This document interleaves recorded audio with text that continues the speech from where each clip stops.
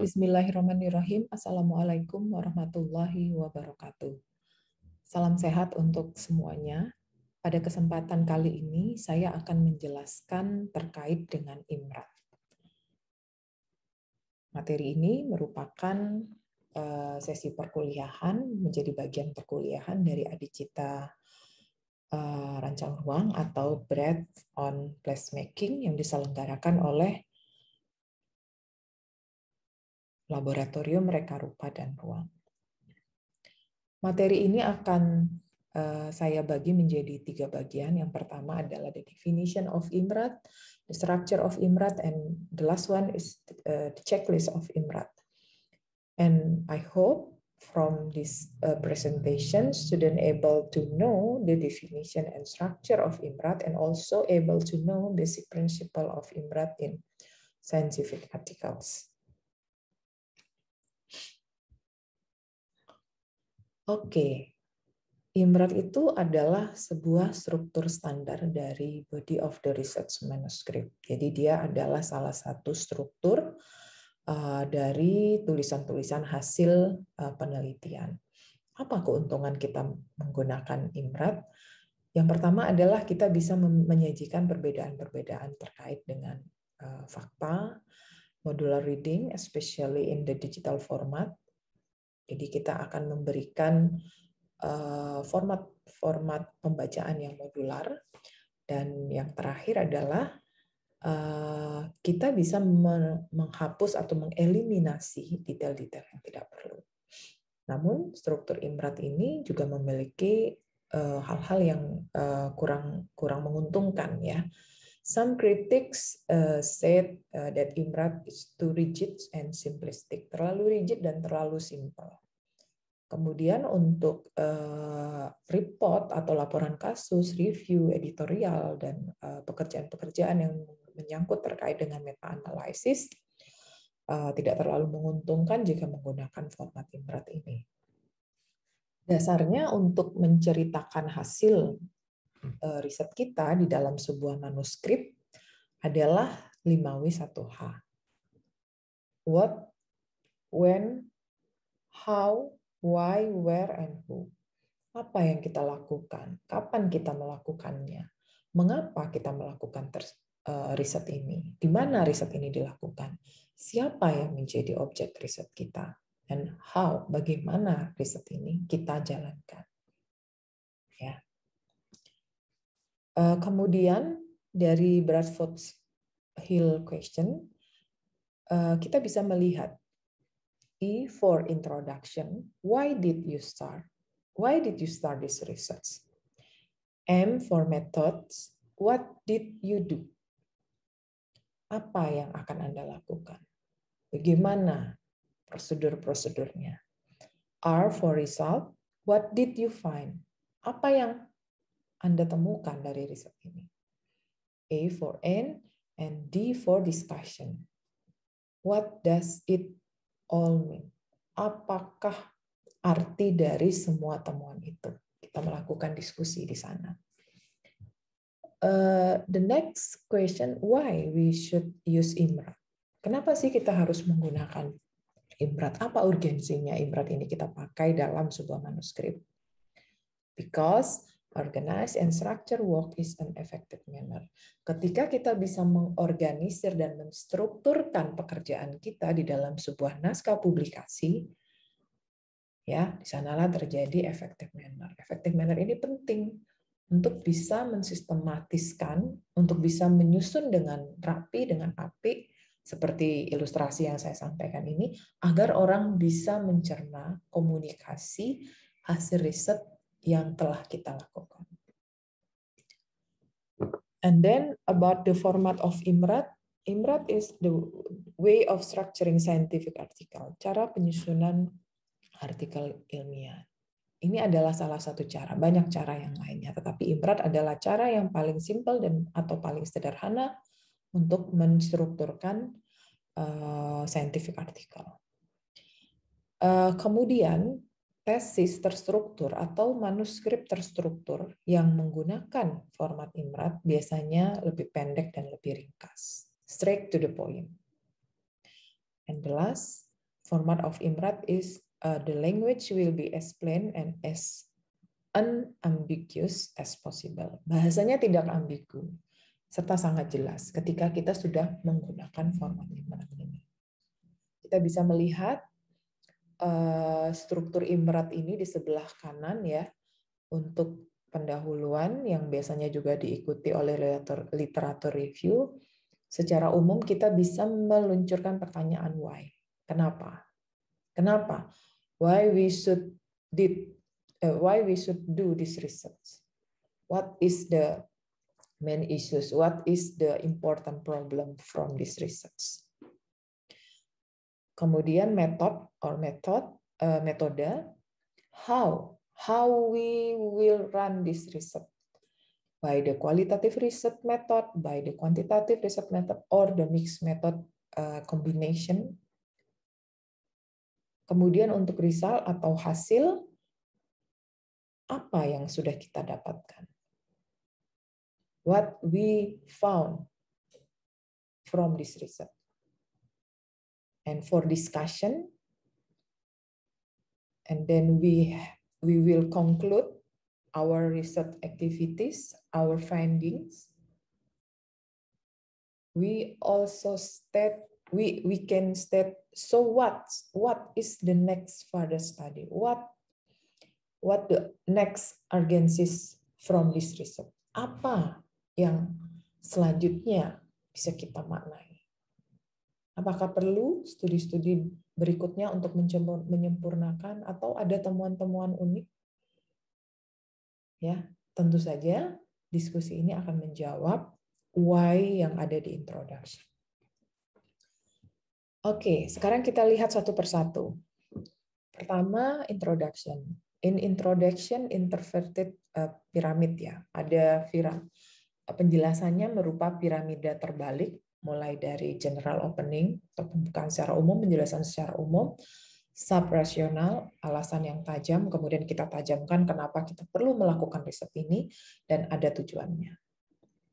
Di pendahuluan itu kita akan menjelaskan apa yang sudah kita ketahui dan apa yang kita tidak yakin atau belum kita ketahui.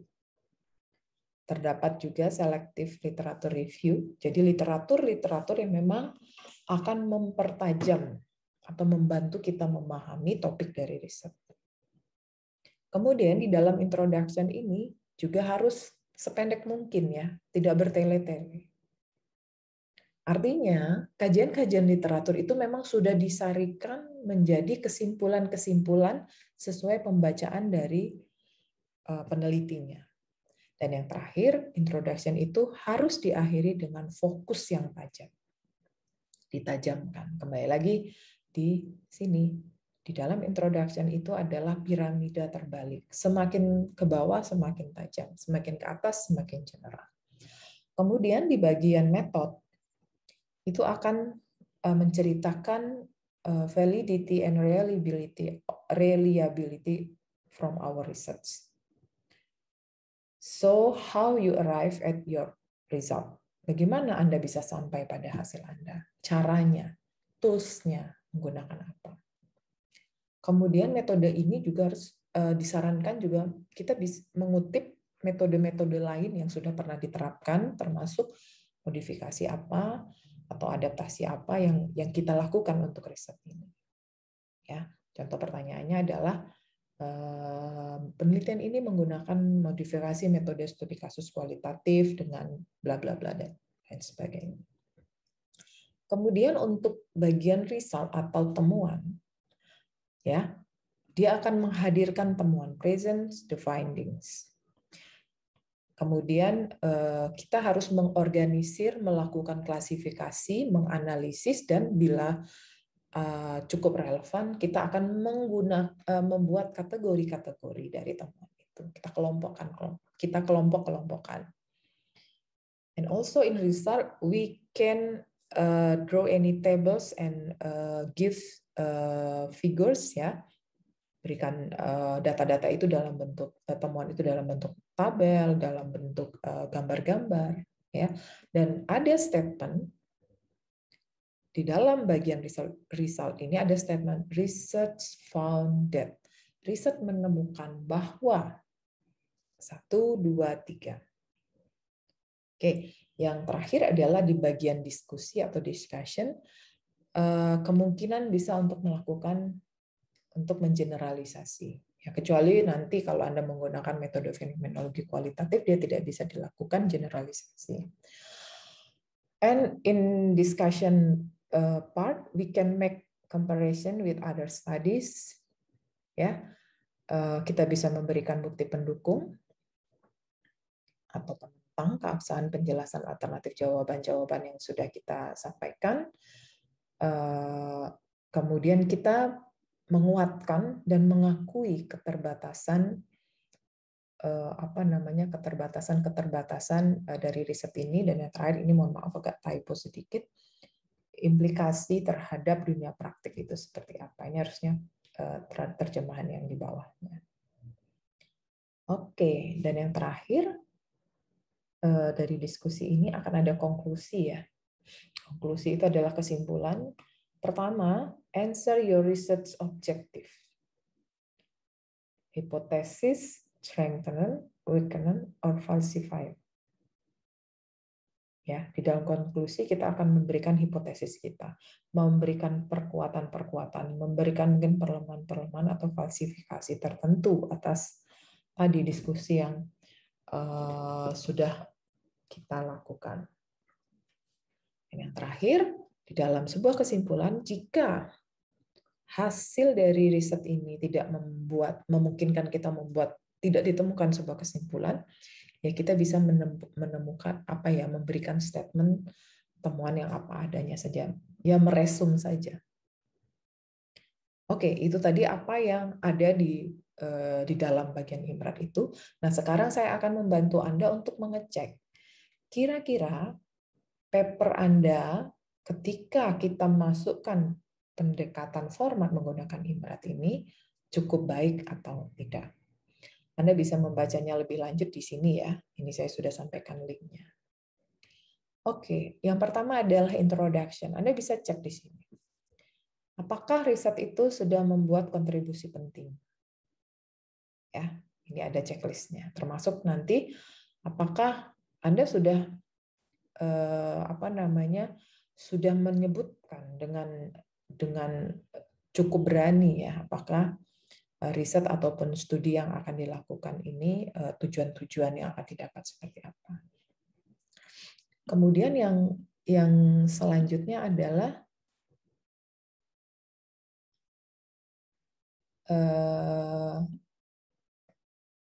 checklist yang kedua untuk metode. Anda bisa lihat di sini, ini panjang sekali, saya mungkin tidak akan menjelaskan satu persatu, jadi silakan Anda cermati.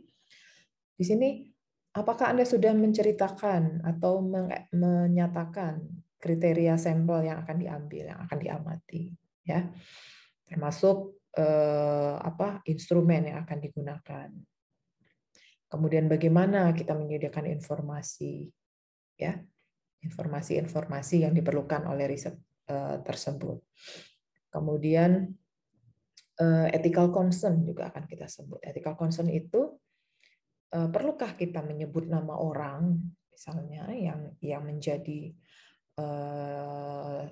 objek penelitian kita. Jadi ada etika-etika concern yang ethical concern yang perlu kita sampaikan juga di dalam metode ini. Kemudian ini checklist untuk result, sejauh mana kita sudah menuliskan result di dalam paper itu cukup baik atau tidak. Ya. Have you state the important result first? The important result. And have you present the result of the control group? Do the numbers in your tables and figures add up correctly? Apakah informasi atau data yang kita cantumkan di dalam tabel, kemudian dalam gambar-gambar yang kita sajikan itu memang sudah merupakan informasi-informasi yang benar. Kemudian checklist untuk bagian diskusi dan kesimpulan. Anda bisa lihat di sini apakah kita sudah memberikan pernyataan terkait dengan temuan penting, the important findings of your interpretation of them, Have you discussed the implication? Apakah kita sudah mendiskusikan implikasinya? Terkait tadi, terkaitannya dengan implikasi di lapangan, terkait dengan implikasi di ranah kebijakan, dan lain sebagainya. Anda bisa cek di sini. Kemudian, we also can check the title, ya, checklist for the title. Ini penting. Judul dari sebuah riset itu cukup penting, sangat penting karena dia akan menggambarkan keseluruhan dari apa yang akan kita ceritakan dari riset itu. Is your title brief? Ya, you can check your journal requirements for what length. Biasanya jurnal itu mensyaratkan harus berapa kata untuk judulnya, termasuk apakah di dalam judul itu keyword atau kata-kata kunci dari paper kita itu sudah masuk di sana. Biasanya ada topicsnya, kemudian mungkin bisa menggambarkan menggunakan metode apa, atau menggambarkan lokasi di mana riset itu dilakukan. Dan yang terakhir adalah abstrak. Abstrak ini sejatinya memang baru akan kita tulis setelah semua proses itu selesai kita cantumkan ke dalam manuskrip kita, ya. Karena abstrak itu adalah halaman pertama yang akan dibaca oleh orang lain dari apa yang kita lakukan, riset apa yang kita lakukan. Anda bisa lihat di sini penulisannya bagaimana, kemudian finalnya abstrak itu, khususnya kalau kita akan mensubmit ke dalam jurnal, apakah sudah sesuai dengan guideline-guideline yang diberikan oleh si jurnal tersebut. Oke, jadi begitu yang bisa saya sampaikan terkait dengan IMRAT. Jangan lupa IMRAT adalah Introduction, Method, Result, and Discussion. You can use this format to make your paper simple, concise, and clear enough for the readers.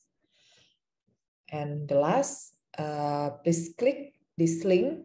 You can click this link to review your understanding about IMRAT material. Oke, terima kasih dari saya.